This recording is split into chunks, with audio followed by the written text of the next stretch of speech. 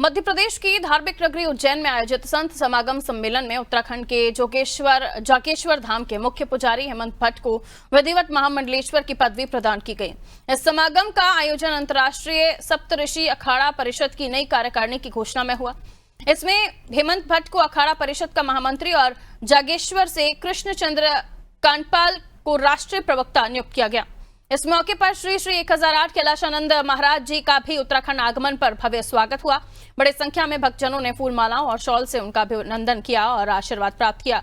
महामंडलेश्वर ने गुरुकुल स्थापना, गौशालाओं का निर्माण, धर्मशास्त्र के साथ ही शस्त्र शिक्षा का प्रसार, संस्कृति गुरुकुल की स्थापना और नशा मुक्ति और धर्मांतरण रोकने जैसे महत्वपूर्ण कार्यों को प्रारंभ करने की घोषणा की।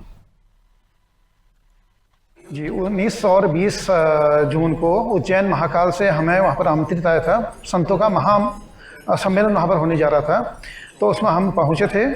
तो वहाँ पर हमें देश भर से आए संत महात्माओं को, उसमें से 13 संतों को चुना गया और उसमें से कुछ संतों को मंडलेश्वर और महामंडलेश्वर की उपाधि दी गई। तो उसी में से उत्तराखंड से हमें ये उपाधि दी है, तो बहुत गर्व की बात है। हमें खुद गर्व महसूस हो रहा है और हम यहाँ पर महामंडलेश्वर जागेश्वर धाम के मुख्य पुजारी भी हैं और उसके साथ साथ हमें महामंडलेश्वर की उपाधि दी गई है। आज हमारे बीच में हमारे महामंडलेश्वर की पदवी, जिनको महाकाल उज्जैन में अंतर्राष्ट्रीय सप्तऋषि अखाड़े के द्वारा महामंडलेश्वर की उपाधि दी गई है, उनके हल्द्वानी आगमन पर आज हमने अमरदीप होटल पर आपका स्वागत और पत्रकार वार्ता का कार्यक्रम रखा था।